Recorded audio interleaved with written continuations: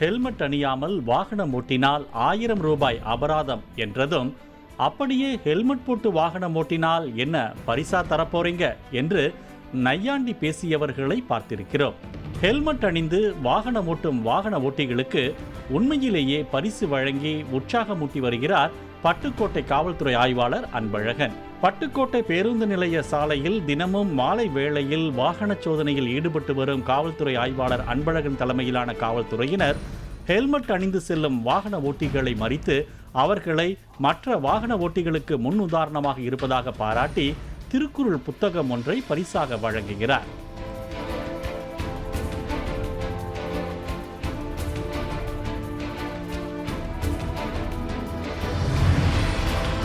அதே நேரத்தில் ஹெல்மெட் உயிர்காக்கும் கவசம் என்பதை மறந்து போக்குவரத்து விதியை மீறி செல்லும் வாகன ஓட்டிகளுக்கு அபராதம் விதிப்பதையும் தவறாமல் செய்து வருகின்றனர்.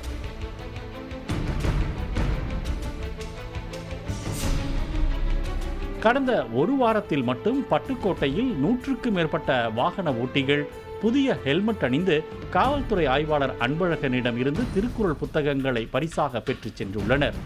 நாம் ஒருவருக்கு கொடுக்கின்ற பரிசு அவரது வாழ்நாள் முழுவதும் பயனளிப்பதாய் இருக்க வேண்டும் என்ற அடிப்படையில்தான் ஹெல்மெட் அணிந்த வாகன ஓட்டிகளுக்கு திருக்குறள் புத்தகத்தை பரிசளிப்பதாக தெரிவித்தார் காவல்துறை ஆய்வாளர் அன்பழகன்.